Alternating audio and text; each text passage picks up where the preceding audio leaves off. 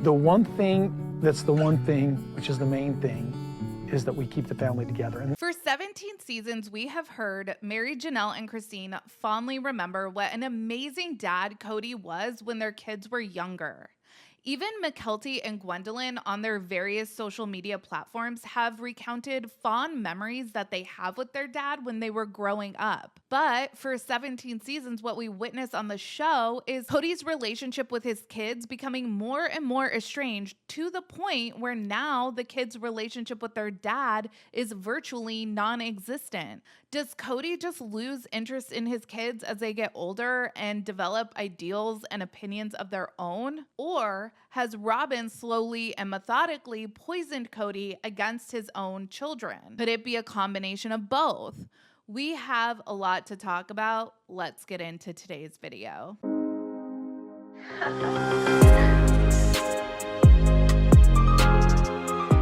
Hey everyone, what's up? It's Sarah and welcome back to my channel. Oftentimes when I am gathering clips for videos, I stumble upon something that I think would make a good topic for another video. The other day, I was gathering clips of times Kody's kids were ripped out of their schools. I want you to see this moment where Kody explains to Leon why he will not entertain the idea of them staying behind to finish out the school year at a school that they were very happy at. The reason she wants to be here is because she wants to be with the kids of the same religion and stuff. I need you to remember a very important mantra, that where we go one, we go all. I feel like God has given me a responsibility to keep you under my house, at least till you're 18 and graduated. If not beyond that, till when you're married. And because it's my responsibility to answer to God for it, I feel like that I should have you come with me. My job that I was given by God when you were born was to take care of you in my realm until you're married. Special shout out to producers and editors for capturing Madison's eye roll. I love it. During this discussion, we see Aspen and Maddie advocate on behalf of Leon, stating that they should be able to stay at their school. They had already had a difficult time in public school. That adds a lot of context to why continually ripping their kids out of schools that they liked is extra messed up. Leon had had a bad experience already and found a school community that they were happy in. I judge judicially all of these parents that continually traumatize their kids. It was so unnecessary. This is an unrecognizable Kody Brown from the Kody Brown we have watched in the last couple seasons. Kody rebuts Leon's argument that they should be able to remain in Lehigh to finish out their school year with one of his earliest "where we go one, we go all" speeches. He says that God has given him a responsibility to keep Leon under his house until they are at least 18, if not until they are married. This next point Kody makes bears repeating. My job that I was given by God when you were born was to take care of you in my realm. He says, quote, "My job I was given by God when you were born was to take care of you in my realm." If you recall, during these early seasons, Kody was the one who wanted all of his kids to live at home as long as possible. In season 17, when Kody is trying to kick Garrison and Gabriel out of the house,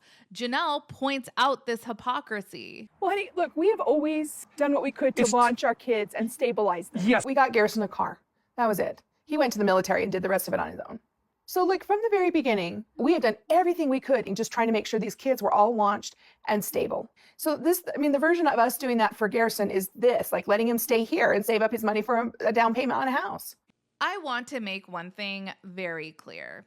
No matter where Gabriel and Garrison were living, Kody was not going to be at Janelle's house any more than he had been. Kody wanted to kick Gabriel and Garrison out of Janelle's house because he would rather see his own children unhoused than let them perceive that they had won this great debate over COVID protocols. Kody is punitive, especially towards his sons. Alienation of affection isn't enough. He needs to make sure that they suffer as much as possible. Christine was the one who was actually demanding of his time. She was the wife that was bringing up how often he wasn't at her house, and that the times he was at her house, he made it very apparent how much he didn't want to be there. Remember that time that they had that Zoom call when McKelty was in labor, and the thought of going over to Christine's just seemed super inconvenient to Kody? Kody, you could still go see her and be apart from her, like 6 feet apart in the backyard or something. Well, I can do that, but that's been a real inconvenience so far, and it's still not that warm. Christine wasn't even going to be home, so there would be no need to fake the funk with her. He could just go visit with his kids. But even with these conditions heavily in Kody's favor, he still wasn't seeing his kids. So let's not pretend that Garrison and Gabriel living outside of Janelle's house would have meant that Kody would actually go over and spend time with Savannah. So we see the reaction Kody had to not wanting to spend time over at Christine. Kody's reaction to Gabe and Garrison was an extreme escalation. I mean, I think you think it's silly. No, I don't. I just don't know how to reconcile it because I can't leave my boys out hanging out. They're adults. Bye-bye. When you're 21, karmically, I have given you all you need. You got a good car. You go get a job. Here's some cash. Bye. Kody is practically seething in anger. And it's like, dude, these are your kids whose biggest offense is that they want to spend time with you, but they refuse to bend the knee. So you seek to punish them. Neglect just isn't enough. So how does Kody go from God gave me the job of taking care of you in this realm to you're over the age of 21, goodbye? When we are talking about Gabe and Garrison, we aren't exactly talking about the stepbrothers situation. Hi, Dale. Hey, Nancy. Can you make me a grilled cheese sandwich?